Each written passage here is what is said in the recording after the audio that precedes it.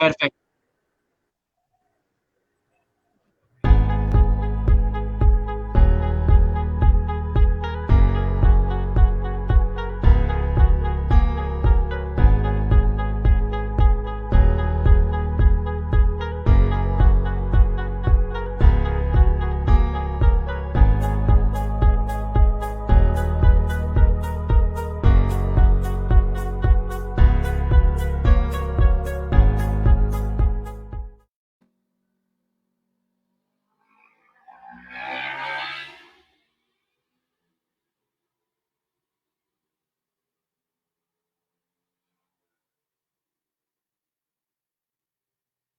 Listo, ya estamos en vivo. Muy, muy buenas noches a todos y todas ustedes el día de hoy. Un jueves más, a las 8 de la noche nos encontramos aquí en Los Carajillos, un grupo de jóvenes que quieren hablar de política con ustedes, sentarnos y estudiar un poco el contexto de política actual del país, en qué estamos viviendo, para qué, por qué. Muy interesantes todos los temas que tenemos.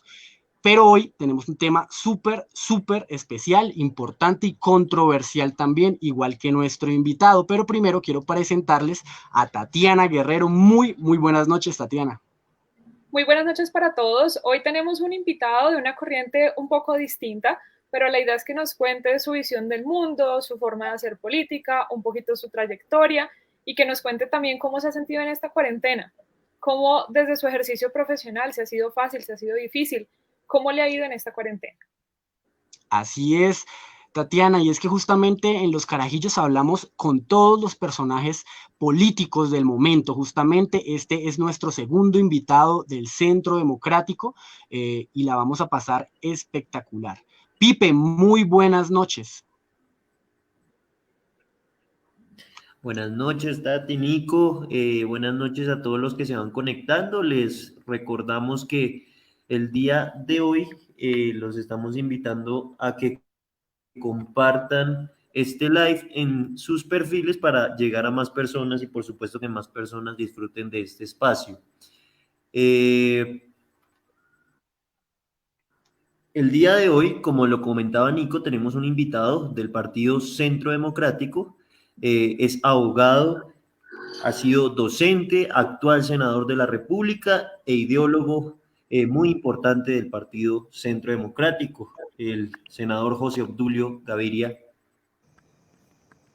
Muy Hoy buenas nos noches, acompaña. senador. Un gusto tenerlo aquí en el programa de Los Carajillos y traerlo para poder conversar un poco sobre el panorama actual del país. ¿Cómo está esta noche? El día de hoy, como lo Muy comentaba. bien, muchísimas gracias. Vamos a ver si corrijo aquí un problema que tengo con ustedes y ya vuelvo. Pipe, cuéntanos un poco Listo. más del senador José Obdulio. ¿De qué? ¿Que les Senador, cuente de qué? Cuéntenme. no, le Sí. estaba diciendo a Felipe que nos contara un poquito más sobre usted mientras arreglaba su Muy bien. problema técnico, pero ya lo estamos viendo y escuchando perfectamente. Muy buenas noches, senador. Buenas noches. Cuéntenme primero de ustedes para saber con quién estoy hablando, con quiénes estoy hablando, que veo que es un grupo Claro que sí, un grupo muy que tiene un unido de programa jóvenes permanente. políticos. Así es. ¿Cómo? Justamente yo soy Nicolás López, ya me estoy graduando de Comunicación Social para la Paz en la Universidad Santo Tomás. Desde allí también dirijo un programa que se llama Tinta Roja.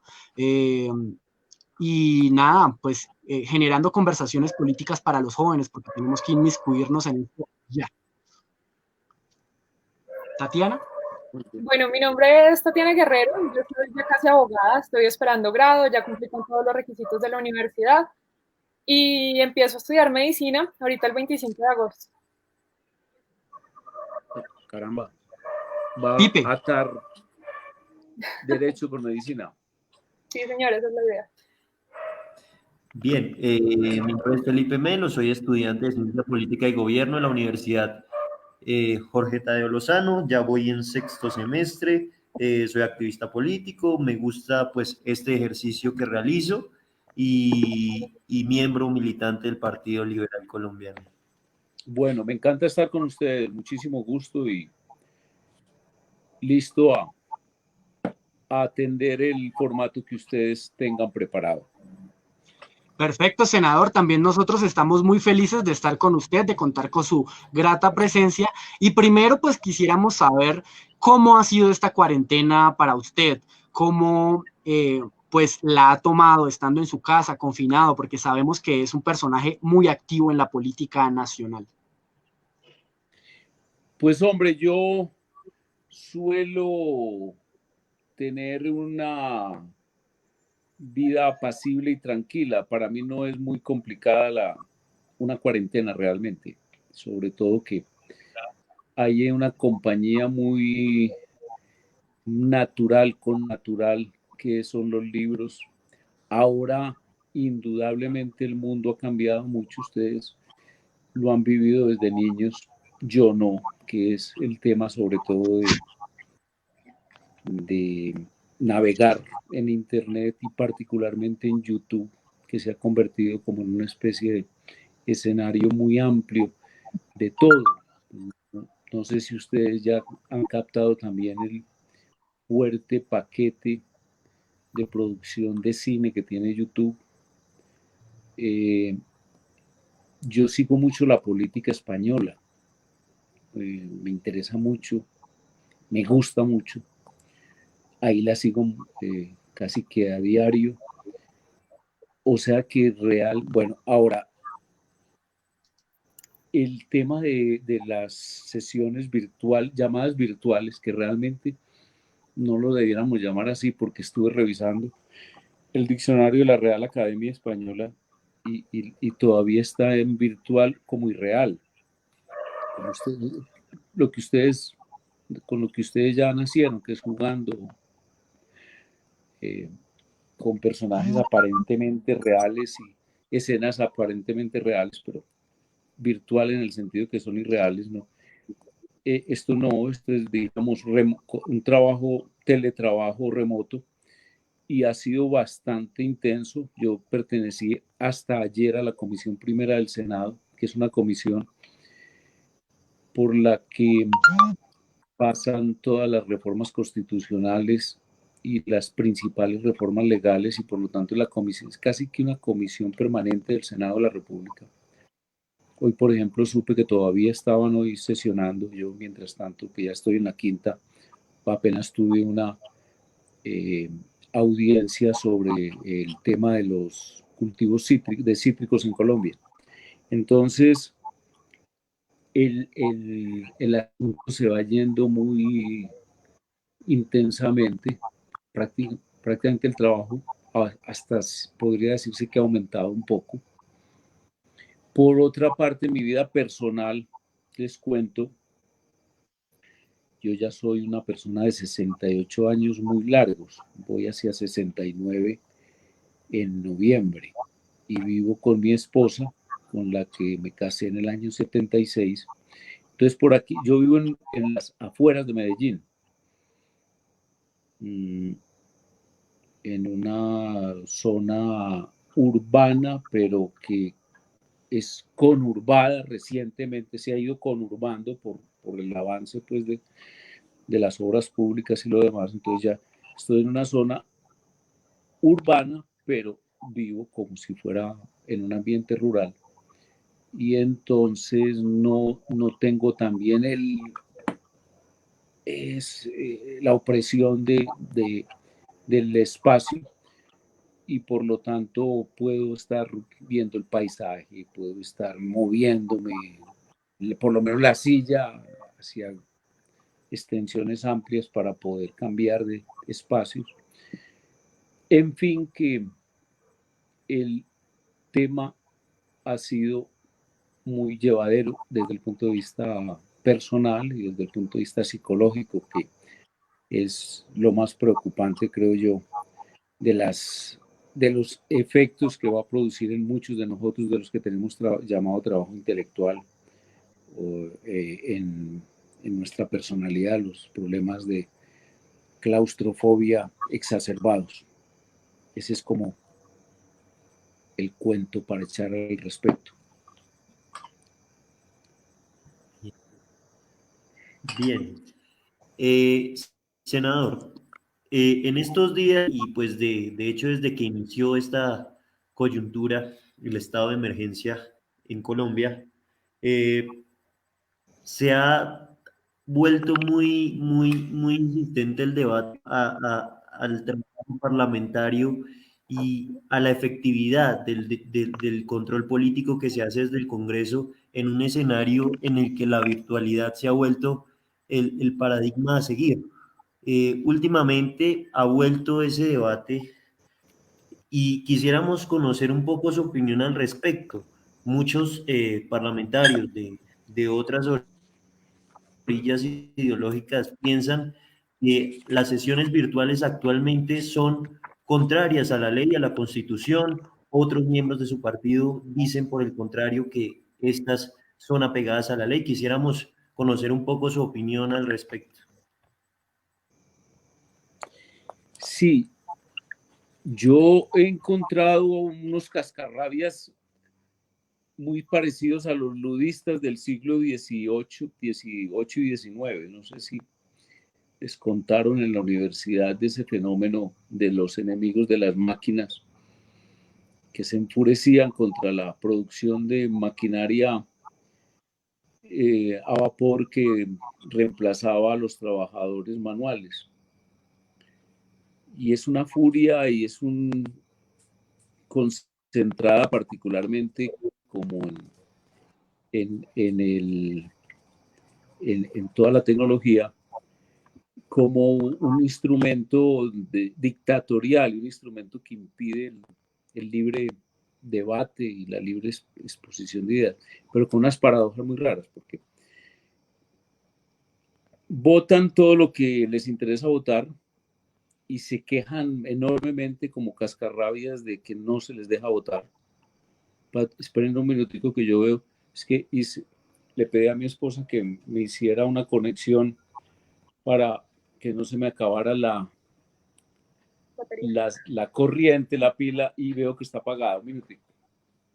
Tranquilo, no se afane, senador. Estamos muy felices y contentos aquí charlando con usted. Pues les Justamente cuento que sí era muy así, o importante. sea que se iba a apagar el teléfono. En el caso, un senador, un colega tuyo, pues de tu partido liberal, de que fue mi partido también. Entonces diría que el enemigo me está saboteando la participación y no puedo. El secretario está pidiéndome votar. Una cosa impresionante.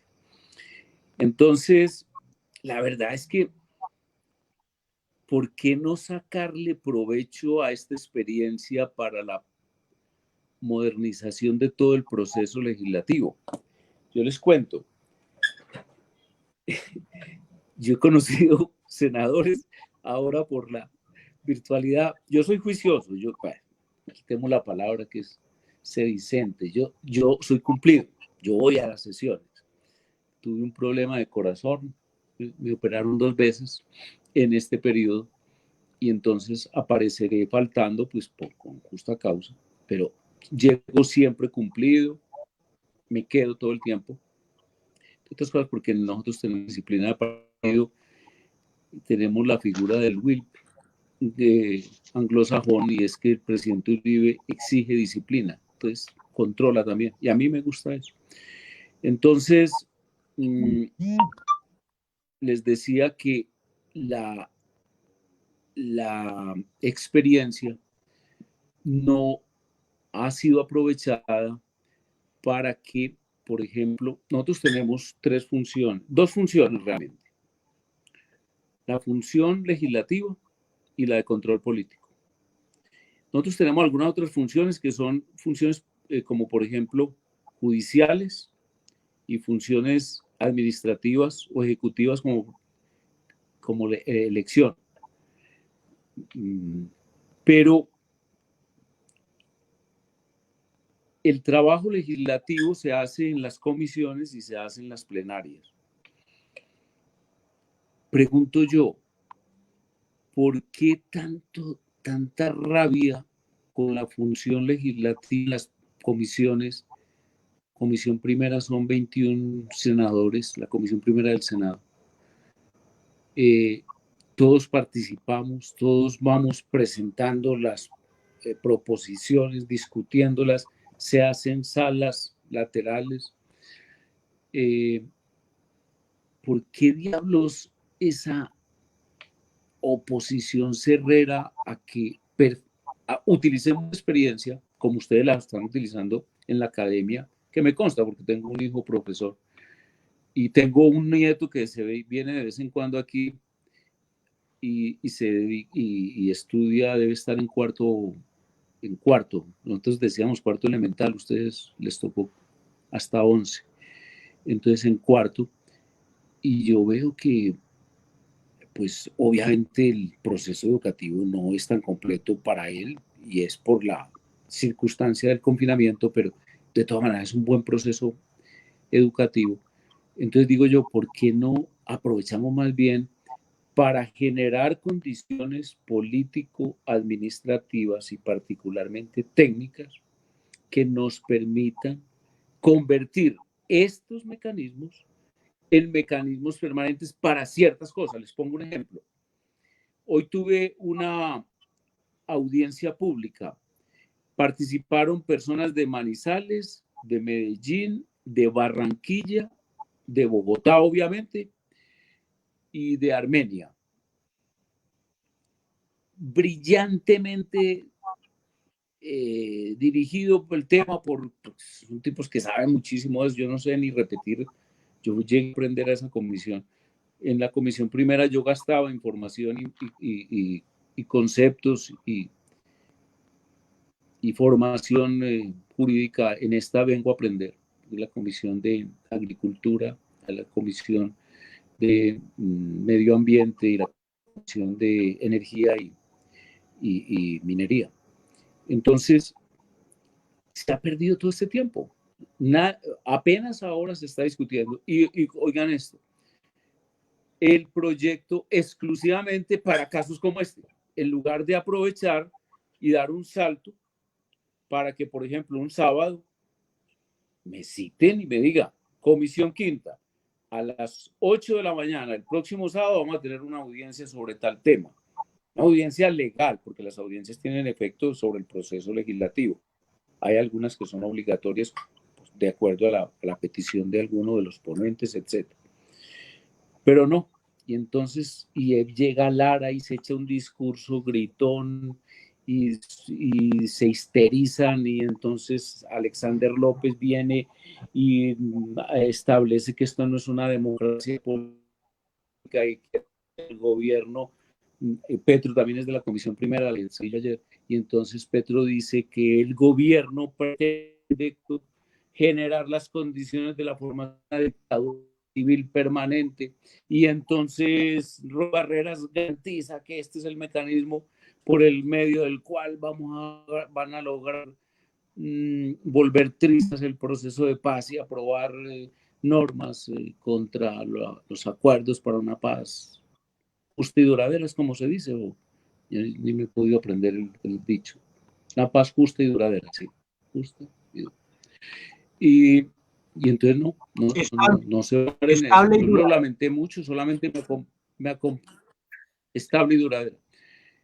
Solamente me acompañó Carlos Guevara, que es joven, no tan joven como ustedes, pero sí joven, y le parecía natural que de esta pandemia se aprendiera por lo menos que este mecanismo telemático, yo no sé cómo llamarlo, remoto, teletrabajo, se deduzcan nuevas circunstancias y condiciones para la función legislativa con limitaciones. Yo, por ejemplo, que el proceso de reforma constitucional debe ser un proceso más ceremonioso y más y presencial. Bueno, listo, no hay ningún problema.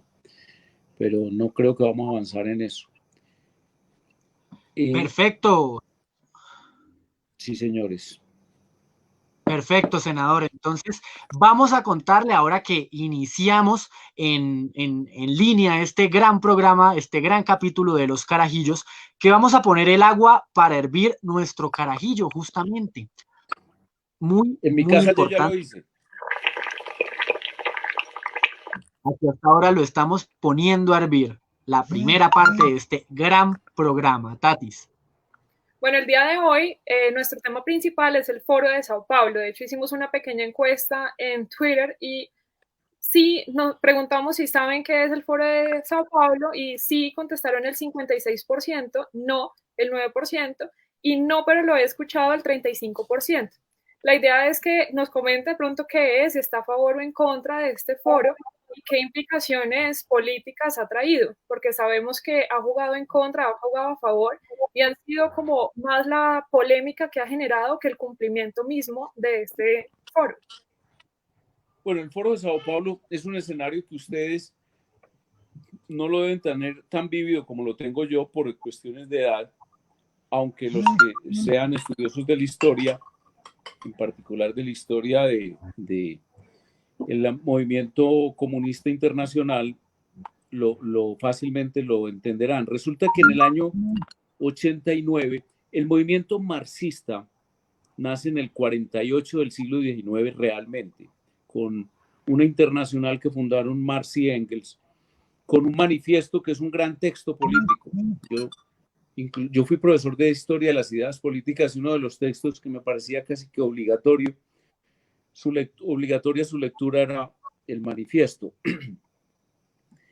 Y en el proceso, año 1848 a 1917, Revolución Rusa y posterior golpe de Estado de Lenin en el 17 al final. O sea, la Revolución Rusa es al principio del derrocamiento del zar por los socialdemócratas y los liberales y los marxistas dirigidos por Lenin, pero Lenin con una concepción muy propia y muy enérgica, además muy violenta, logra el poder y de allí se desprende el nacimiento de una gran corriente mundial del 17 al 89 que gobierna a Rusia, pero además Rusia se va expandiendo a medida que en la Segunda Guerra Mundial van cayendo los países que anteriormente estaban asolados por la bota nazi, por Hitler. Entonces hay un reparto, una especie como de reparto universal del mundo y particularmente de Europa, con control ruso y con control norteamericano.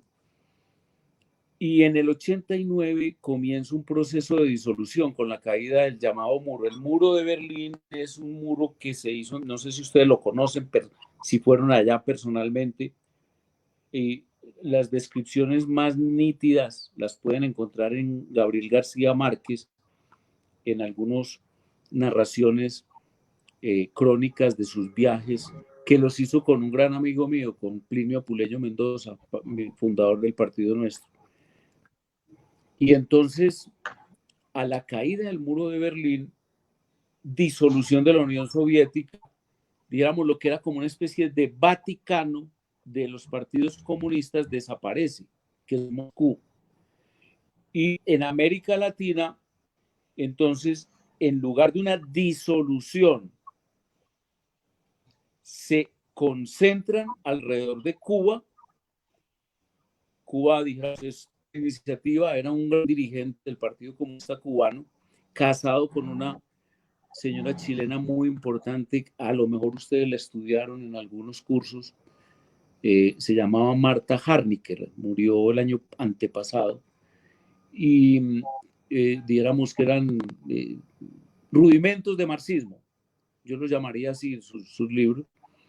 Y entonces el marido de ella, uno de los dirigentes de la Revolución Cubana, apodado Barbarroja, el comandante Barbarroja, orienta la fundación del Foro de Sao Paulo con el Partido de los Trabajadores, un viejo partido brasilero dirigido por un viejo dirigente de los obreros brasileros, Lula da Silva. Ahora en Netflix hay un programa que es hecho incluso desde la perspectiva, de la posición, del punto de vista de...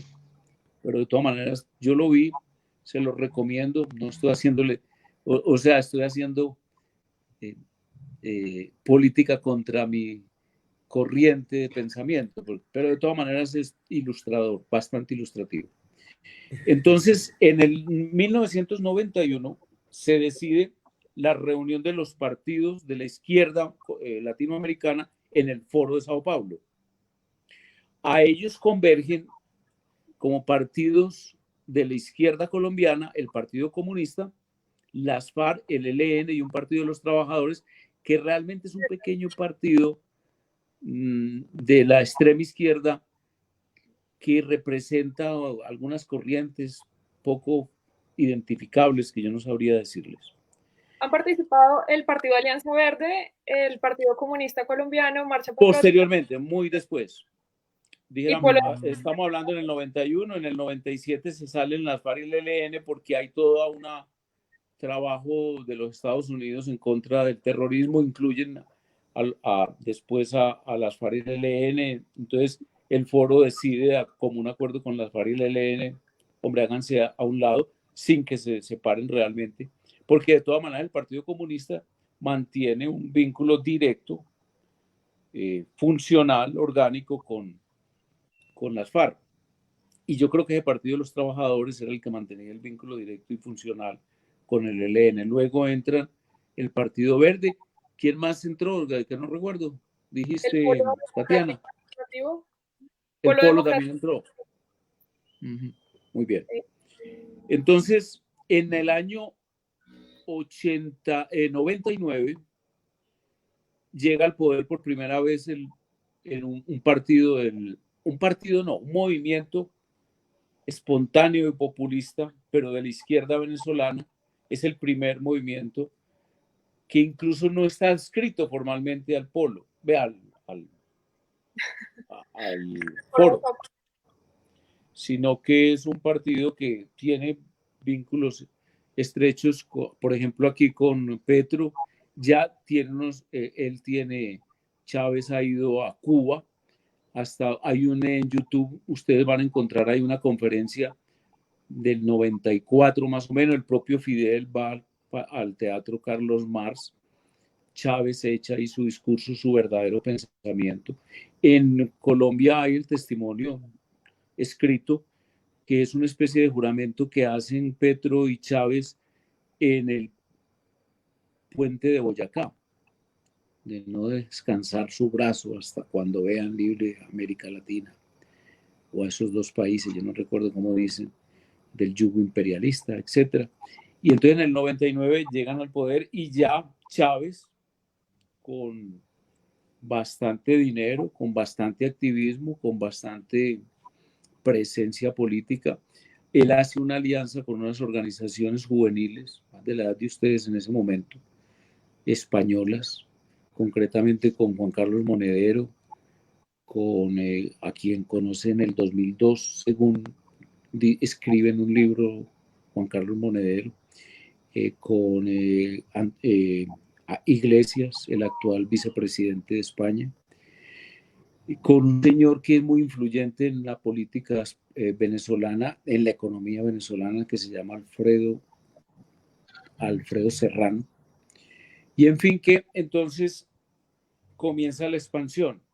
Ellos logran el poder por la vía electoral, es decir, abandonan completamente cualquier discurso de lucha armada, distinto al de las FARC. Apoyan a las FARC, diéramos como sentimentalmente, pero hay unos textos clarísimos de Fidel Castro.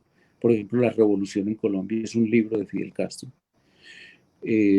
diciendo que es una barbaridad lo que hicieron las FARC respecto al gobierno de Colombia y a la intención del presidente Pastrana de llegar a un acuerdo con ellos en el Caguán. Y entonces logran el poder. Todo esto en el gobierno de Uribe yo lo viví muy intensamente y personalmente. Yo terminé inclusive amigo de Chávez personalmente. Es decir, en el sentido de que yo llamaba a Chávez y él me contestaba. Y una vez le preguntó al presidente Uribe, hombre, ¿no trajiste a Gaviria? Entonces me llamaron porque yo estaba en mi hotel, en mi habitación, dado que ya en ese momento el cerco que le hacía la seguridad de unos guardas, yo mido 1,62 y los guardas cubanos de Chávez medían 2 metros y además era imposible acceder. Entonces yo dije, no, pues me voy a poner a trabajar en mi habitación. Estamos hablando en el gobierno del presidente Uribe y trajiste a Gaviria, me le dijo Chávez al presidente Uribe. Le digo, claro, y te trae un regalo. Le llevaba un libro muy curioso, era casi una mamá de gallo mía. No era, tenía su sentido, su símbolo. Y es que el pensamiento bolivariano en Colombia es un pensamiento esbozado por la derecha colombiana. Particularmente los conservadores siempre se mantuvieron como bolivarianistas, y entonces el gran, dijéramos, relator del pensamiento del libertador Bolívar en Colombia era un personaje que si ustedes lo estudian lo van a encontrar muy curioso, casi que de extrema derecha, un señor que se llamaba, tengo fallas de memoria, pero ahora ya le voy diciendo, y entonces yo hice empastar muy bonito el libro. Y curioso porque el libro tenía los textos más importantes de Bolívar y como si hubiese un sistema de computación, de computadores ahora, los conceptos más importantes los iba convirtiendo en palabras guías en el texto, a laterales. Entonces le llevé el libro, se lo entregué y le dije, presidente Chávez, bueno, saludo y lo demás, le dije, presidente Chávez, le regalo este libro.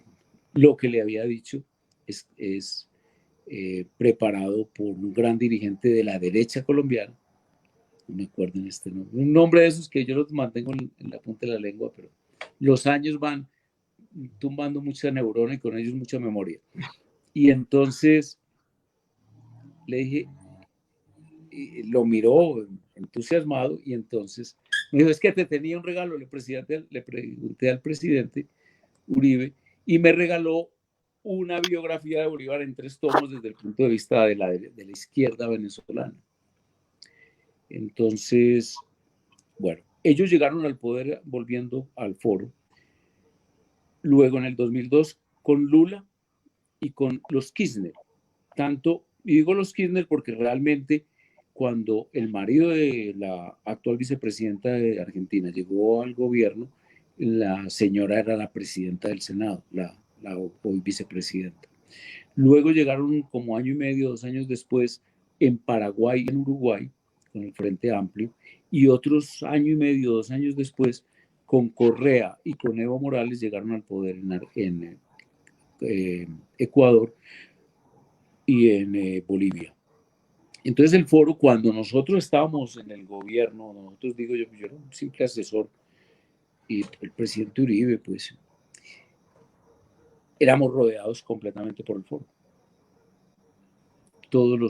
Prácticamente todos los gobiernos, con excepción de Alan García, Perú, que había sido también de izquierda, pero que ya estaba en una línea parecida a la nuestra en economía y en política internacional, estaban gobernados en Sudamérica por el Foro de Sao Paulo. Y luego eso ha venido declinando.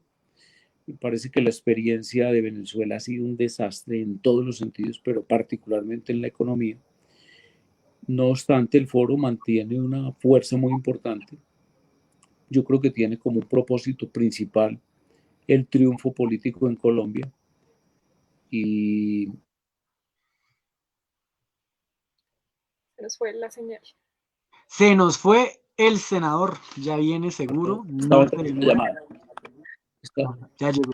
Estaba entrando una llamada, que es que estoy hablando desde el teléfono, lamentablemente. Bueno. Tranquilo. Y entonces ellos están hoy, el Foro de Sao Paulo está gobernando en América Latina, en Venezuela, está gobernando en Argentina, perdió el poder en Bolivia, creo que lo recupera en vía electoral en octubre, si hay elecciones en Bolivia.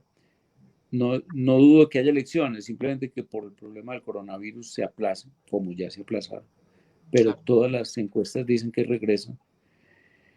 Y están en Cuba y en México, aunque en México ese partido al que pertenecía el actual presidente de México se retiró del foro, que era también un partido que se llamaba Partido de los Trabajadores, creo, y él está ahora por un partido que se llama Morena, y ese partido fundó como una especie de adlate de organización muy cercana al foro en cuanto al lenguaje y a los propósitos y a todo el discurso, pero que, dijéramos, tiene cierta repulsa a las declaraciones como partidos marxistas. Por ejemplo, sectores del Partido Liberal están en esa nueva organización que se llama Grupo de Puebla, encabezados por el expresidente Samper de Colombia y por algunos dirigentes españoles, como por ejemplo el juez Baltasar Garzón, el expresidente Rodríguez Zapatero, etcétera. Entonces, ese es como, digamos, a muy grandes rasgos, lo que es la historia de todo el periplo del Foro de Sao Paulo. Muy, muy interesante, senador, justamente conocer de su voz, de su boca, pues el proceso del Foro de Sao Paulo y un poco de su historia también. Una pregunta, senador, para continuar. ¿Le gusta el guaro? No, cero. No, yo tomo whisky, pero no, lamentablemente no en muchas cantidades. No soy astemio, ¿no? bueno, ahora últimamente mi esposa me ha estado enseñando a tomar tequila, que le tenía mucho miedo por el alto grado, el alto grado de alcohol, y él la ha encontrado muy suave y realmente no. Abandoné completamente la cerveza, que era el licor juvenil mío. Supongo que el de ustedes también, de pronto por la fácil adquisición, movilidad y precios. Pero no soy muy bebedor, ¿saben? No tengo dijéramos, no por disciplina, sino por de esas, digamos, yo llego a los 4 o 5 whiskies y ya, para mí eso ya no más. Cosa que no alcanzo a emborracharme generalmente. Bueno, pues la idea aquí en los carajillos no es emborracharnos y es por eso que vamos a bebernos un carajillo con guaro. Felipe, el guaro del carajillo.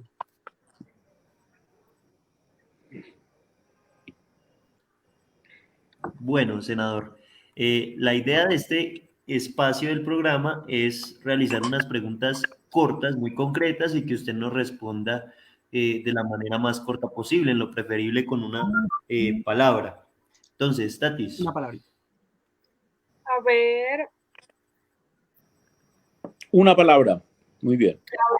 ¿Hay protestas de derecha o las protestas necesariamente son de izquierda? Porque siempre que hay manifestaciones, la gente tiende a pensar que son de izquierda o que hay personas de grupos guerrilleros, grupos extremistas de izquierda, quienes están detrás. ¿Usted considera que hay protestas de derecha o que es autológico decir que las hay? Sí, evidentemente. Hay movimientos de derecha que se expresan bien, activamente. Les pongo un ejemplo. Bien, senador, para seguir un poco con la... Ya les contesté que sí, pero sí que les pongo un ejemplo. Por ejemplo, en el desarrollo del sí y el no, en el plebiscito sobre la firma del acuerdo de paz, la ideología de género, que es un tema complejísimo y bien interesante, yo les insinuaría descaradamente que lean en Los Irreverentes del domingo, de este lunes, un artículo mío sobre el uso de nosotros, nosotras, de la terminación masculina y femenina, que es una idea que está adelantando el gobierno socialista comunista de Venezuela, de España, perdón. La señora Calvo, vicepresidenta, le mandó una carta a la Academia de la Lengua diciéndole que si podía prácticamente asesorarlos en la conversión de la Constitución del 78 de Argentina, de España, en una constitución con lenguaje inclusivo, es decir, con las terminaciones masculino y femenino. Entonces, eso ya ocurrió precisamente muy influenciados por algunos españoles y por la izquierda venezolana en el 99. Ellos redactaron la constitución en masculino y femenino. Bueno, entonces ese movimiento de llamada política de género, que es muy, muy interesante. Yo he tratado de estudiarlo lo más profundamente posible. Y tiene contrapartida, contrafome, que un movimiento cristiano también muy fuerte que nos apoyó en el no. Y ese movimiento, acuérdense que estaba de ministra de Educación Gina, y Gina mandó redactar unas cartillas con política de política de género, sobre todo en el tema de trans, que es el más complejo y el más interesante, porque el género desde el punto de vista biológico pues entendido. Y entonces hubo unas manifestaciones muy fuertes, muy duras, frente al ministerio de la derecha Claro que cristiana, sí. católica, y nosotros los políticos liberales, que no somos muy, dijéramos, confesionales, pero que estábamos en el tema del no. O sea que yo les dije en una sola palabra, pero terminé echándoles más carreta. Bueno, perdón. Ahora tranquilo, sí, las próximas al final las discutimos todas las express si quiere, el bloque de preguntas express. Perfecto. ¿Será que la crisis del capitalismo lleva al advenimiento del movimiento de izquierda a nivel mundial o todo lo contrario? No hay crisis del capitalismo. Listo. Uy, a mí me parece que sí, que estamos en una cuarentena en la cual se están replanteando los pilares básicos del capitalismo, donde lo que importa es vivir con lo necesario y no con aquello que se puede llamar lujos, pero que lastimosamente algunas personas no pueden costear. Sí, hay una crisis de salud para mí. De capitalismo. No, sale fortalecidísimo. Pero no tendríamos tantas empresas en quiebra. Después hablamos de eso, de cómo entiendo. Es que las que están en quiebra son las micro y las medianas, no las grandes. Sí. No, las grandes también. Uy, ¿usted no leyó la lista de empresas que cerraron ya en Europa? Pero ahorita hablamos de eso, digamos. Sí. Sobre todo las de lujo, por ejemplo. Secret, ¿cómo es? Victoria's Secret. Victoria's Secret. No, pero no, eso va con todos. Problema. Bueno, después hablamos de él, pues. Sigan. Vamos a ponerle disciplina a esto. No, muy bien, Nico, vamos. Cuando nos referimos digamos, al modelo programático de la izquierda, digamos, en términos de acción política, ¿hablamos de socialdemocracia o de castrochavismo, como ustedes lo han planteado? ¿O es lo mismo? No es lo mismo. No es lo mismo. Ahí fallé por 2 palabras. 3 palabras. Tranquilo.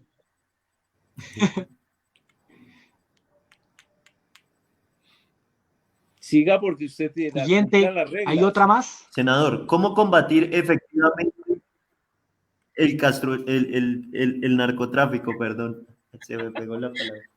¿Cómo combatir efectivamente el narcotráfico? Fumigación. Fumigación. Perfecto, sí. Perfecto, ya salimos de las... No se puede con una sola palabra, hay que ponerle 2. Fumigación aérea. Exacto. Vamos a hablar un poco entonces de ello, ya que terminamos las preguntas express. Senador, y es que justamente sabemos que el Partido Centro Democrático tiene como una de sus banderas la lucha contra el narcotráfico. Entonces, realmente, ¿cuál es la forma más efectiva de combatir esta gran problemática que nos azota? Vea, los que sean ahí, los que tengan mucho interés en ese tema, les recomiendo de mi época una revista que ojalá la puedan conseguir allá en las oficinas o llamar a la hemeroteca de esa revista, que se llama El Malpensante. Ellos en la década del 90 publicaron una revista con los principales textos contra la lucha, o sea, pro libertad, ¿cómo lo llamamos más bien? Despenalización y libertad del consumo de drogas. Mi ídolo intelectual se llama Antonio Escotado. Es un hombre, la palabra exacta es polímata. Es un hombre que sabe de todo, un sabio. Él escribió una enciclopedia de 3 tomos sobre el marxismo, se llama Los enemigos del comercio. Pero escribió también una enciclopedia sobre las drogas. Por lo demás, estamos hablando de un hombre que consume drogas, debe estar de unos 84 años. Si no lo quieren leer, síganlo en YouTube, es muy activo en YouTube y en Twitter. Y tiene mucho documento, escribe columna inclusive semanal. Y como un asunto libertario. Entonces, digamos, desde el punto de vista conceptual de la despenalización, esta revista reunió todos los grandes pensadores. Por ejemplo, en Colombia, García Márquez, el presidente Alberto Lleras. Un texto bello, ese tipo escribía muy bien. Álvaro Gómez Hurtado. En fin. El problema es geopolítica. Yo alguna vez hablé con el presidente Uribe, ¿por qué no pensamos seriamente, antes de que fuera presidente, cuando todavía era un amigo de uno, ¿cierto? No digo pues que no sea amigo, pero era muy distinto, pues 2 personas de la misma edad, más o menos, con la misma situación económica, etcétera, y que se tratan como amigos y se visitan y lo demás. Y a alguien que ya llega a la presidencia. Antes de eso, yo le digo, ¿por qué no pensamos seriamente? Inclusive le regalé copia de esa revista. Tiene una frase, por ejemplo, para que sepan, de un señor que era un gobernador Johnson, que terminó volviendo a la actividad política hace unos 10 años como posible candidato o precandidato presidencial, que tiene esta afirmación. Es que nosotros prácticamente tenemos un gulag en los Estados Unidos, nosotros tenemos más de, creo que 500, 600, 700 mil personas, no me acuerdo en ese momento, presas por droga. Bueno, entonces, y me dijo José Tulio, pero ¿cómo te ocurre en la situación mundial, un país como Colombia, que produce drogas, declararse libre? Pues no, nosotros somos la zona gris de las drogas en el mundo, o la zona negra o no blanca, o no sabría decir, o libre. Usted se imagina el turismo de drogas y de los problemas que eso generaría. En fin, es un asunto mundial, y hay además unos acuerdos de las Naciones Unidas contra la droga y el delito que no tiene forma de que Colombia sea la líder en eso. Quien realmente, para que vean la curiosidad, tiene una política de absoluta despenalización de la droga, ¿saben quién es? Adivinen, como Estado. ¿Quién? No se atreven a darme un nombre. Venezuela. No sé, Venezuela, no. Chávez, Venezuela. como una decisión, entre otras cosas, de libertad, digamos, de cierta actitud también de contestataria frente al imperialismo, como él lo llamaba, a los Estados Unidos. Él expulsó a la DEA. Y ellos realmente no tienen una política de persecución de las drogas. Digamos, no hay una campaña contra las drogas, y la verdad es que ellos liberaron los puertos a toda esa actividad. Hay un personaje de ellos que se llama Macled, apellido Macled, que fue capturado aquí en Colombia y lo pedían los Estados Unidos y ellos lo reclamaron para evitarse los líos. Ellos incluso miren la gravedad del asunto. Hoy el presidente de la Asamblea Nacional Constituyente, el presidente del Tribunal Supremo de Justicia, el ministro de Industrias, como 15 personajes de la cúpula gubernamental están pedidos por la justicia, por un tribunal del sur de la Florida, creo, o de Nueva York, no sé cuál, por narcotráfico, inclusive con 10 millones de dólares por la cabeza del presidente y eso. Miren la gravedad del asunto en donde se mete un país que juegue así. Entonces yo creo que esa política tiene que ser una política mundial mientras exista la política europea, norteamericana y asiática. Miren ustedes que, por ejemplo, hay países con pena de muerte. Singapur creo que tiene pena de muerte para el narcotráfico. Creo que China, si mal no estoy, porque ahí Colombia tuvo que pedir no la libertad, pero sí por lo menos el indulto de una señora que estaba condenada a muerte. En fin, sí. Entonces, es una política muy compleja que yo creo que no se puede simplemente despachar diciendo, no, que vamos entonces a proponer la despenalización y punto. Y no, eso no, realmente que no tendría ninguna seriedad. Senador, o sea que el problema del consumo de marihuana es un problema, yo lo he separado así muchas veces, de delincuencia o de salud pública. Es de salud pública.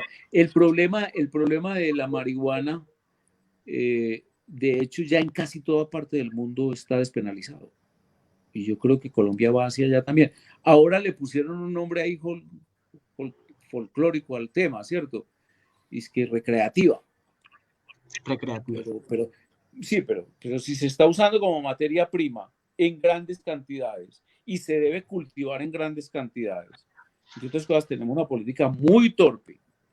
Todos, el gobierno de Duque y el gobierno de Santos y el gobierno de Duque en este momento también no conozco muy bien qué decisiones ha tomado respecto a los inversionistas, porque los inversionistas están quejando de que las normas son imposibles de traspasar para que las inversiones produzcan y se puedan hacer las exportaciones y sobre todo la producción de los menjurjes y todas esas cosas que se usan que son evidentes para la arteria, para un mundo de enfermedades, inclusive como materia prima de champú, materia prima de embellecimiento, de pomadas, etc.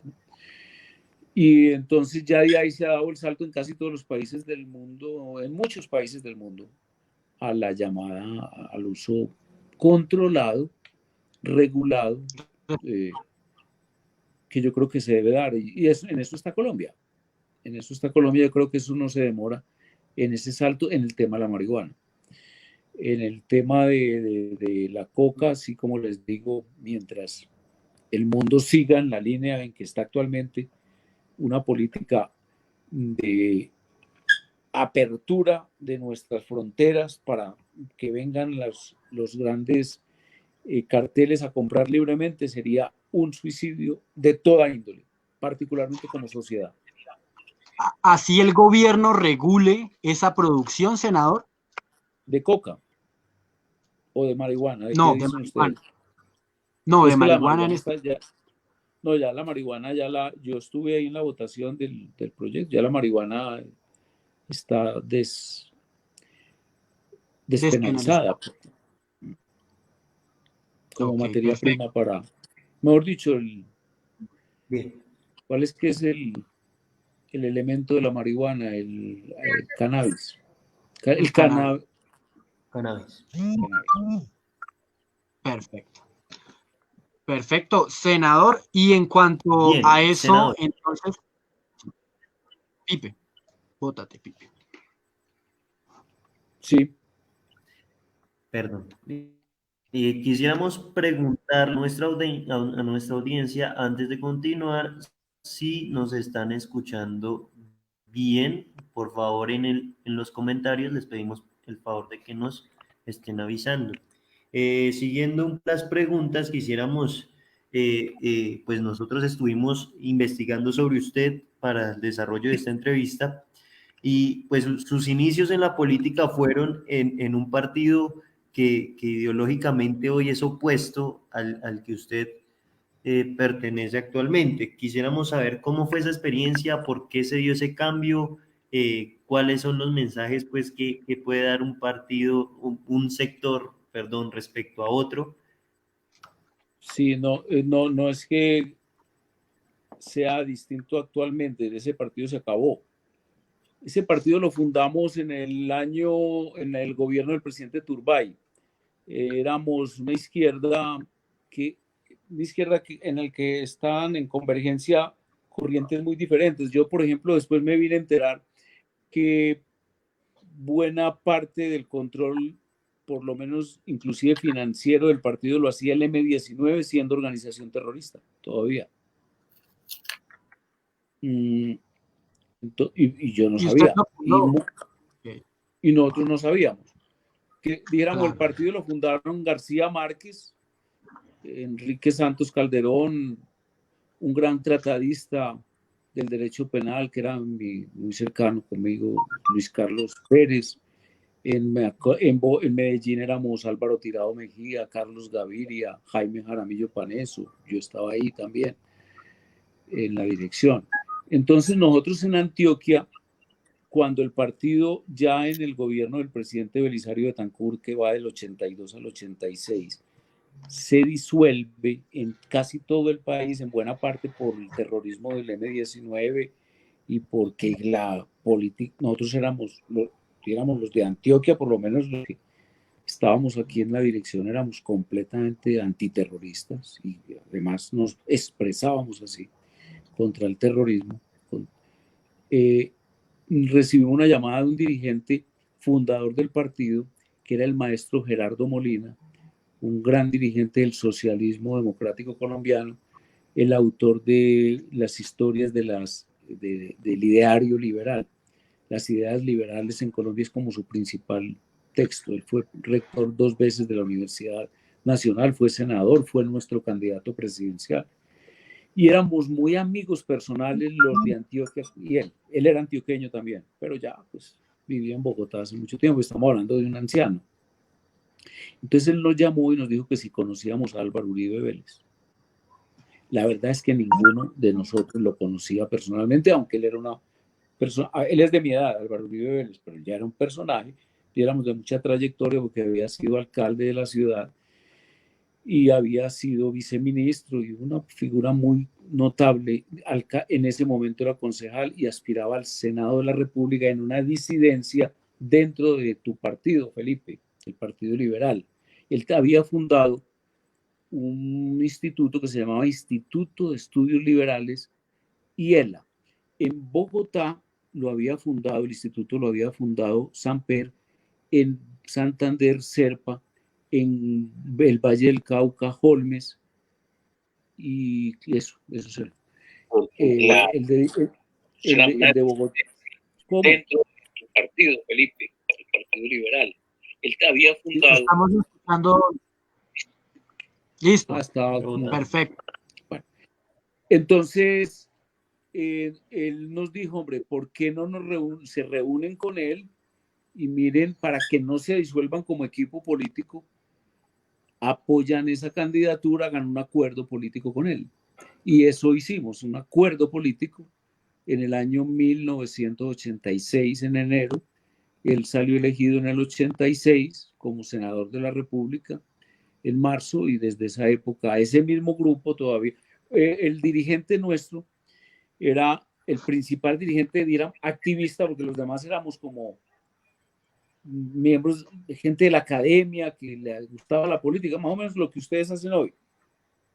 Academia, salimos por allá a echar conferencias, a hablar, y medios de comunicación, pero no éramos candidatos a nada. El candidato nuestro era un gran médico, fundador de la Escuela de Salud Pública con Héctor Abad Gómez, el papá de Héctor Abad Faciolince. Y Héctor se llamaba Leonardo Betancourt. Y entonces, ya me acordé del nombre del autor de ahora se los digo, del libro que le regalé a Chávez. Y entonces, él, con él como dirigente, Darío Acevedo, el que hoy está en Memoria Histórica, también era compañero de ese grupo nuestro. Dimos ese paso y yo, por ejemplo, creo que si Leonardo, un dirigente de la izquierda, que venía incluso de una izquierda más radical que la nuestra, había estado incluso en la cárcel y todo, hubiese sido ministro de salud del presidente Uribe con absoluta seguridad. En la redacción de la ley 100, de las ideas de la ley 100, mucha parte de las ideas de esa ley están concebidas en el ideario de Leonardo y su formación técnica como gran salubrista colombiano. El autor del libro del pensamiento, el recopilador y que ordena temáticamente las ideas de Bolívar, se llamaba Pavón Núñez, un ministro de los regímenes del presidente Ospina y del presidente del dictador de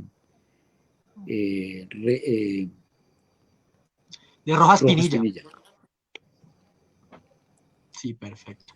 Listo, muy felices pues de que nos cuente todo esto realmente necesario para que también allí los carajillos en casa lo entiendan un poco más y lo comprendamos todos aquí. Quiero contarle, senador, que viene el tercer y último espacio aquí en los carajillos y es la canela. Nos falta ese toquecito dulce para este gran carajillo del día de hoy, de la noche de hoy. Tatiana.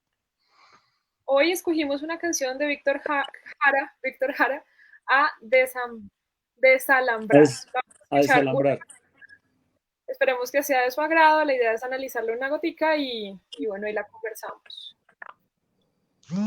Me la sé. Yo pregunto a los presentes, no se han puesto a pensar. Las manos son nuestras, es nuestro lo que nos dé. A desalambrar, que la tierra es nuestra, es tuya y de aquel, de Pedro y María, de Juan y José.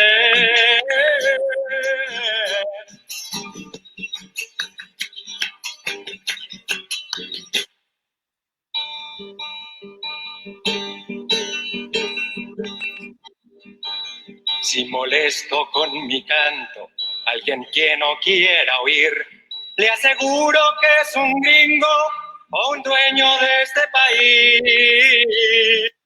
Bueno, eso fue a desalambrar. A desalambrar. Esa canción? ¿Qué le llega a la mente? Justamente por su pasado izquierdista. Sí, exacto.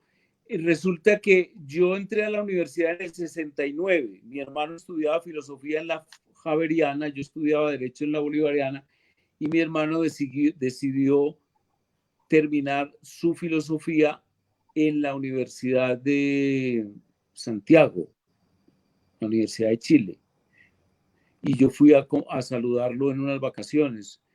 Me invitó y recuerdo que estaban viviendo una época terrible porque parecida a la economía venezolana hoy, entonces el peso de ellos, que es el escudo chileno, se pegó una desvalorizada impresionante, que yo llegué con dólares, poquitos, un estudiante, y me volví rico en Chile.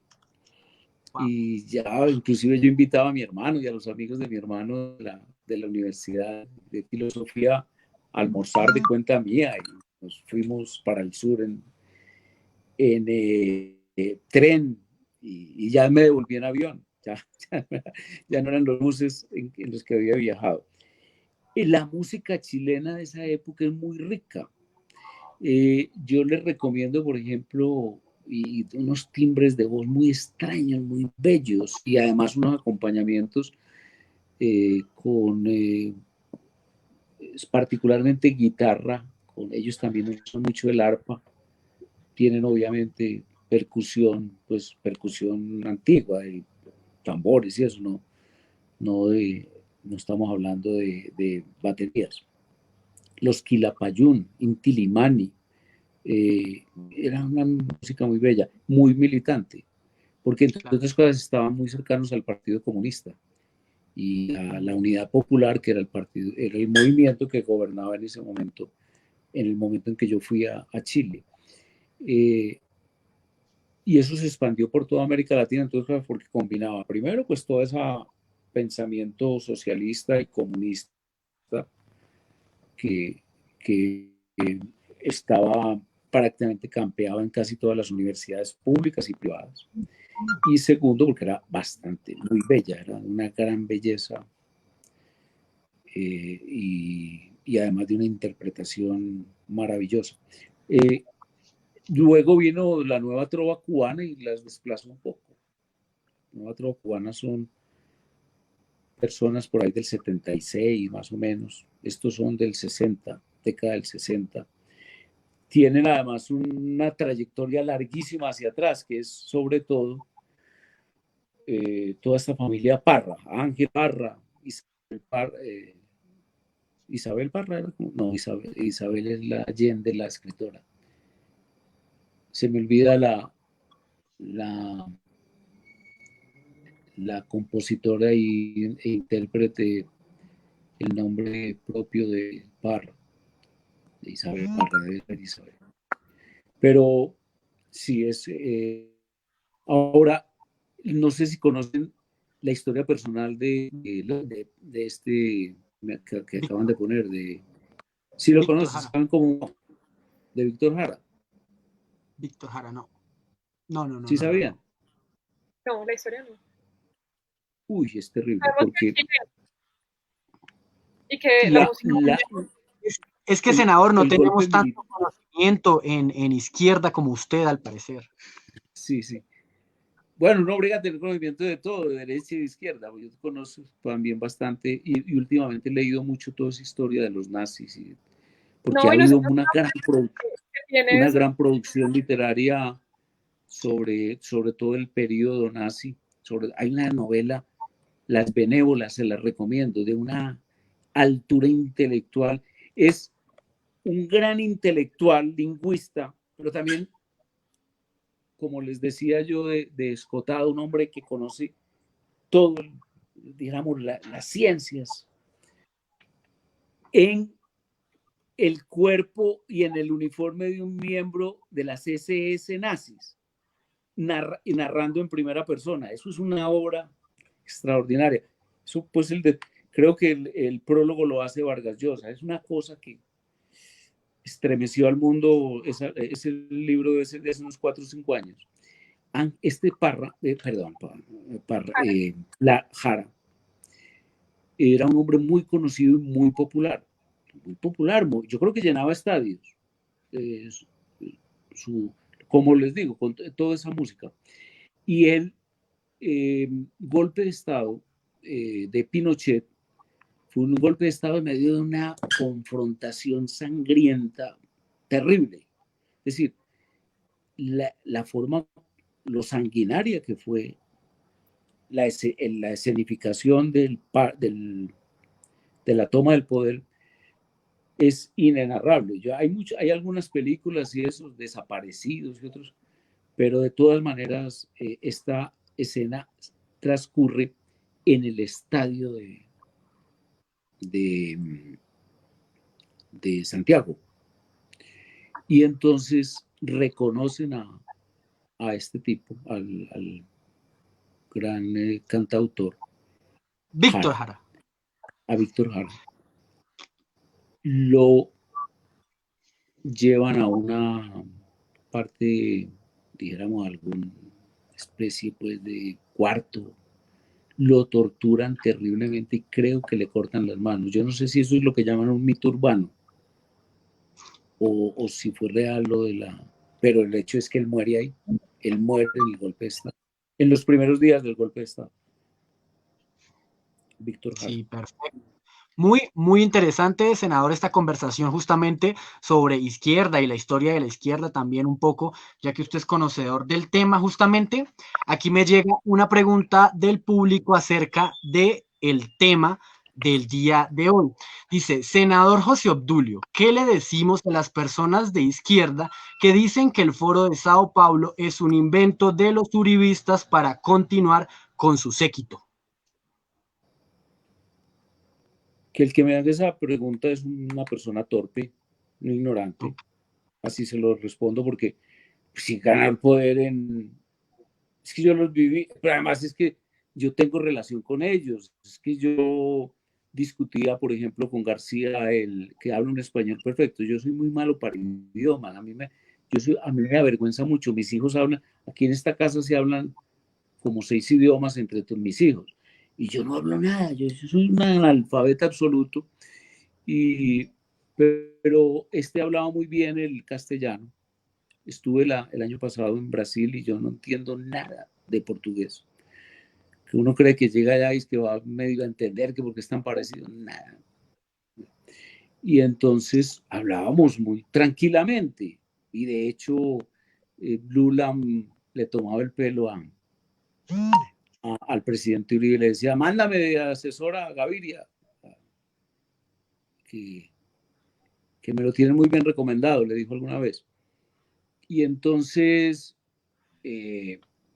fuera de eso, pues hay documentos del foro. O sea, el foro existe, acaso es una creación conspirativa de la derecha para decir que hay un monstruo que se va. No, es una organización y además, ojalá hubiera desde el punto de vista mío, de mi ideología de derecha, o el presidente Uribe insiste en centro de derecha. A mí no me da temor calificarme de una persona de derecha. Ultraderecha, ¿no? No, es que las ultras son enfermizas, porque las ultras además se salen, además del nido democrático. Por ejemplo, con ese cuentecito han tratado de volver y demoler a Vox, que es un partido que en muchos temas se asemeja a la forma como yo pienso. O mejor dicho, yo me asemejo mucho para no ser tan engreído. Y la verdad es que cada vez gana más y más espacio, y no entre la derecha, entre los jóvenes, entre los fachas, como los llaman ellos, los viejitos, como sería yo, o los que fueron franquistas, sino entre los muchachos como ustedes, que dicen, no, carajo, pues frente a punto por punto de la política española. Entonces entonces el componente juvenil del partido Vox es enorme. El componente nuestro también es grande, pero yo sí reconozco, yo me alejé mucho de las encuestas a raíz de la enfermedad y apenas hace como 3 meses volví a coger una con juicio, como debe ser, que fue la del opinómetro, y me sorprendió mucho la cifra de los jóvenes, el segmento de 18 a 24 años y de 25 a 34 para nosotros está perdido en este momento, políticamente. Imagínense que es más o menos un promedio del 64%, prácticamente contrarios a todas nuestras políticas, a todas nuestras figuras, a todo el tipo de instituciones que ríen. Eso es gravísimo. Pero el foro existe, pues, y además es que tiene todo el derecho a existir.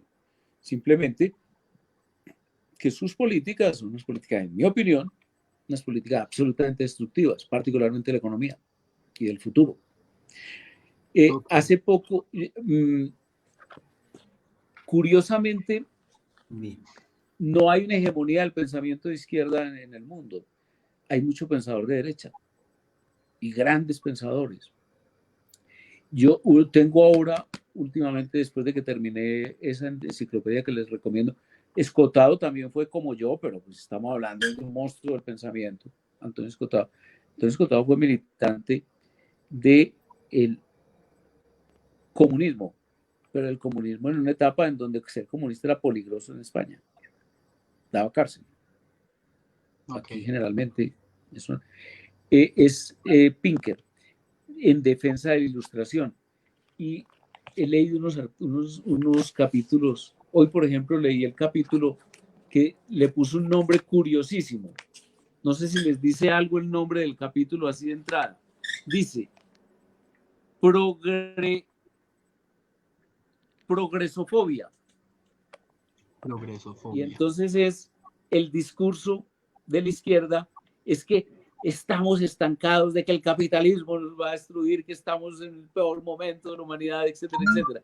Y este tiene con una información apabullante la demostración de cómo el capitalismo ha sido prácticamente el elixir de la vida de la humanidad, el que ha convertido a la sociedad en lo que es hoy, una sociedad en donde, por ejemplo, en el año 1900, cuando comienza el siglo XIX, en el 20, en el año en que yo, a la mediados del año en que yo nací, que viví más de casi 50 años, 49 años de ese siglo, en ese siglo la edad probable de vida era 40 años, al nacer una persona en el siglo XX.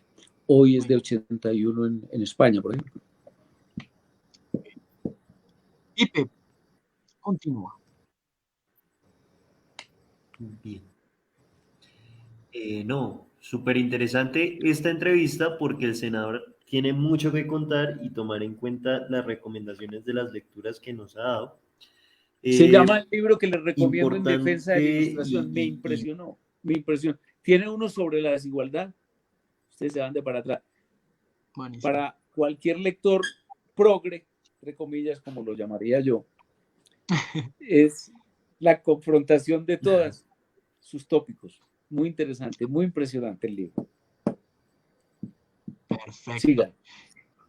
Bien. Para ir terminando este capítulo que tuvimos el día de hoy, quisiéramos en ánimo de reflexión que usted le enviara pues un mensaje a los jóvenes que quieren hacer política, una invitación para que participen también, pero también una invitación y con el fin, por supuesto, de que de alguna manera mejoremos las condiciones desafortunadas de violencia en la que históricamente ha estado envuelta nuestro país. Bueno, Felipe, vea, le cuento una como Con el palabra. propósito de acalorado debate con el senador Cepeda, no me los pierdo. Yo pienso que entre ustedes los debates de ese estilo se convierten en costumbre, pero la gente y el ciudadano de a pie a veces lo ve de manera muy exagerada y de alguna manera empiezan a tomar decisiones con respecto a las personas que piensan diferente, posiciones muy radicales y a veces empieza a encauzar la sociedad a una división que yo francamente no creo conveniente. Entonces quisiéramos que nos dejara una reflexión con el ánimo de construir. Felipe, ¿cómo le parece que esta semana pertenezco a un centro de pensamiento, se llama Pensamiento Primero Colombia. Primero Colombia. Invitamos a la tertulia a Jorge Puxade, que es un gran dirigente del partido Vox y es el representante o el que dirige la bancada en el Parlamento Europeo. Y oiga la sorpresa. ¿Cómo es la organización juvenil? Le preguntó alguien de la tertulia. Y nosotros no tenemos organización juvenil. Los jóvenes a estudiar y los jóvenes que quieran estar con nosotros, que quieran, pero no como organización juvenil. Esas son organizaciones de desviación de los muchachos hacia la politiquería y hacia los malos vicios, así me dijo. Me pareció curioso eso. Porque nosotros decimos aquí lo contrario, que bueno, una gran organización juvenil en los partidos, etc. Yo sí creo que ante todo hay que abrir la mente a todas las ideas, sin miedo. Mi ciclo es ese. Yo fui marxista, por ejemplo. sin miedo, y estudié el marxismo. Duré muy poquito, yo no alcancé a ser profesor. Cuando yo fui profesor muy joven, a los 21 años, en una facultad de sociología. Dictaba Historia 1, historia no de las ideas políticas, sino historia de la humanidad. Y ya yo estaba en una etapa ya saliendo de ese pensamiento. O sea, yo fui por ahí unos 4 años un confeso, digamos, difusor del pensamiento marxista, pero no alcancé a escribir. O sea, nadie va a encontrar un libro mío con el punto de vista del marxismo. Qué interesante haberlo conocido en ese entonces, senador. También, sí. ¿no? Aparte. Sí, claro. Pero era muy joven. Haga de cuenta ustedes, yo tenía 18 años, más o menos, y, o sea, estudiar y prepararse en todos los sentidos, sobre todo incluso adquirir todos los elementos de formación y los elementos técnicos y los elementos, además, hoy, como les digo, de idiomas absolutamente indispensables para ser un intelectual moderno. Bueno, no, obviamente intelectual, tampoco estoy llamando a que se vuelvan intelectuales, pero que lo hagan con mucha seriedad, con mucho juicio, salirse completamente de los esquemas que nosotros les dictamos casi como en las clases y como especies de dogmas, y esa infalibilidad nuestra absurda, sus prejuicios sobre la historia. Este libro, por ejemplo, sobre el capítulo que les digo, como les digo, yo ya no me grabo nada, la progresofobia, muestra la progresofobia, el libro de Pinker en Defensa de la Ilustración, muestra, por ejemplo, tiene una frase que se la voy a leer porque la subrayé, entonces la encuentro facilito. Dice que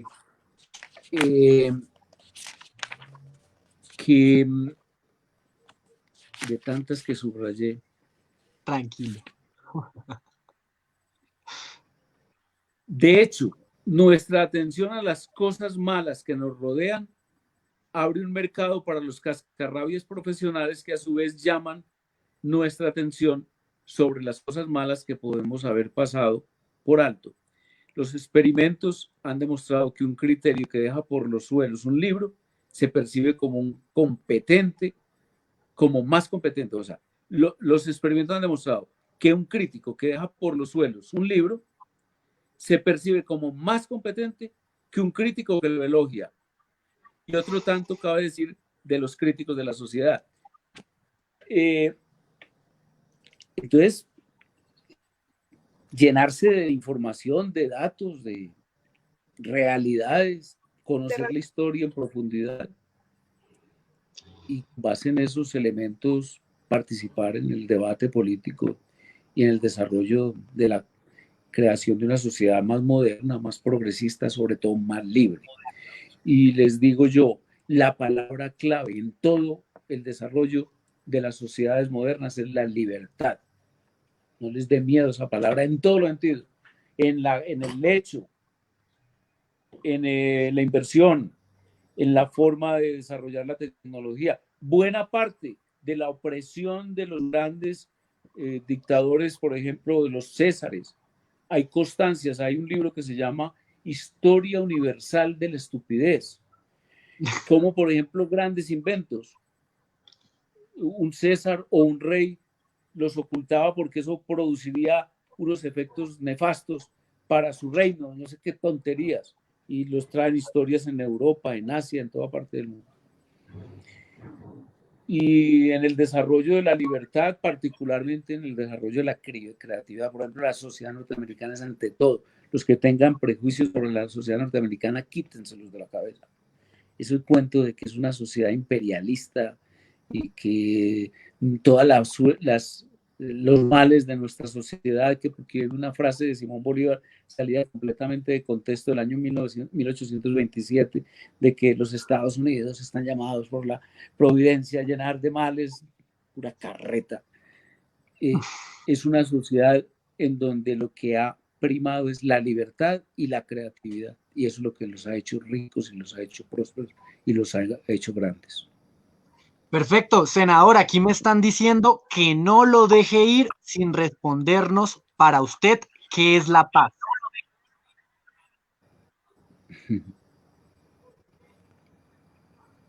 Buena pregunta. Pues es la ausencia de guerra, pero yo creo que están pensando en Colombia y concretamente en el acuerdo que se hizo con la FARC. Yo creo que esos acuerdos tan permisivos son absolutamente contrarios a la paz, porque generan lo que tenemos hoy. Miren ustedes que el que firmó el acuerdo y lo negoció y lo estructuró está por allá metido manejando no sé qué cosas con Santrich. Y el problema y la forma como se discute hoy, por ejemplo, las jóvenes de una organización que se llama Rosa Blanca, respecto a la verdad del tratamiento a las muchachas y sobre todo a las niñas, pero también a las muchachas, a las jóvenes, en cuanto al tema sexual y las libertades, o sea, el feminismo, más bien, queda sin verdad y queda más con unas impunidades absolutamente inaceptables. Yo creo que la ausencia de guerra es ante todo también verdad y seriedad en las decisiones que se tomen respecto a las responsabilidades que cada cual tuvo en el ejercicio de la violencia, que no de la guerra. Y el ejercicio de la violencia fue absolutamente arbitrario, en mi opinión, por parte de las organizaciones guerrilleras. Muy bien, senador, muchísimas gracias por haber estado con nosotros el día de hoy. Estamos muy felices por esta conversación tan interesante en donde pudimos hablar de muchísimas cosas, donde usted nos hizo una invitación a seguir así con mucha información, sintiéndonos libres, siendo libres y además pues repartiendo libertad por todas partes. Muchísimas gracias y pues nos despedimos. ¿Cuáles son sus redes sociales, senador, para que lo sigan allí? Yo la única que uso realmente, bueno, la única que uso es Twitter, yo personalmente. Y a veces yo tenía un programita en YouTube, pero ya me da pereza, hombre, es que es como tan carnicero el debate en Colombia. Y yo tuve a mí me dio un soponcio para en la propia comisión. Mauricio, yo creo que es el único que ha tenido desmayada en vivo y en directo ante cámaras. Entonces eso me ha quitado. A nosotros, por ejemplo, en la universidad nos pasó que una señora se desmayó en el consultorio jurídico. Le dio un paro cardíaco en plena asesoría. Eso pasa en todo lado. Como seres humanos tenemos que estar muy, muy pendientes de la salud. Sí, entonces, no, pero yo lo digo es que entonces eso me afectó yo no volví a hacer el programa de YouTube, yo lo hacía cada 8 días. Pero en Twitter mantengo alguna actividad y me llamo @JoseObdulio en mayúscula. Perfecto, senador, pues siga haciendo también esas videocolumnas seguramente que muy necesarias para la juventud de Suribí. Estoy escribiendo una columna semanal, los invito a leerla en Los Irreverentes, una columnita semanal. Trato de ser cumplido y ando poco combativo. Por ejemplo, ahora quiero escribir sobre una deformación del lenguaje que me mantiene aterrado, cómo se expande, porque la usan, yo diría que el 50% de los senadores, el mal uso del verbo haber como verbo auxiliar, como en el y cuando tiene la acepción de existir, que no es tercera persona, no usa el plural, no se puede pluralizar. Entonces ese va a ser mi artículo de esta semana. Creo, vamos a ver, a no ser que cambie de opinión en estos días, en estos otros 2 días que faltan. Esperando entonces la columna de Los Irreverentes cada semana, ya lo saben, para que estén pendientes. Tatiana, ¿cómo apareces en redes sociales para que todos allí en casa te busquen? Bueno, y me encuentran como estrafalaria.22 y Tatiana Guerrero en Facebook. Gracias, senador, por haber estado acá. Fue una conversación interesante. Estrafalaria. Estrafalaria.22.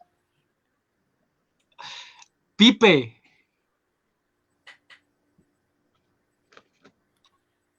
Bueno, a mí me encuentran en todas las redes sociales como Felipe Melo Raya al Piso PLC.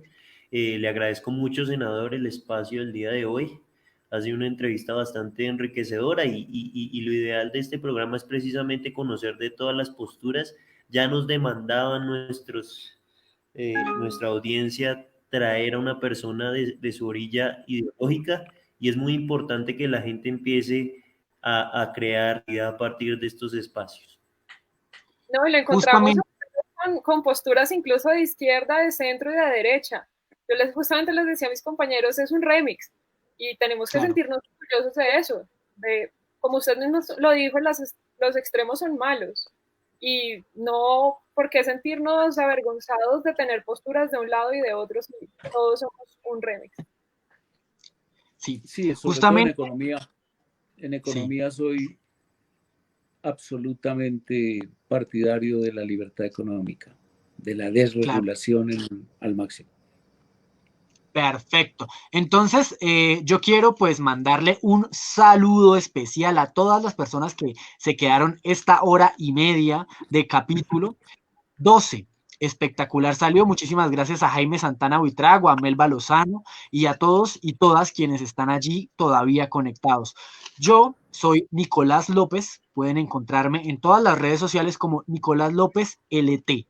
En Twitter, Instagram, Facebook. Allí estoy para pues seguir contándoles un poco lo que pasa en la política nacional junto a estos invitadazos tan especiales que seguimos trayendo en cada capítulo. Entonces nos vemos todos los jueves a las 8 de la noche. Muchísimas gracias. Nicolás, Tatiana, Felipe, muchas gracias. Muchísimas gracias, senador, y esperamos pues volver a tenerlo en alguno de nuestros espacios. Muchísimas gracias. Ok, quedo pendiente. Perfecto.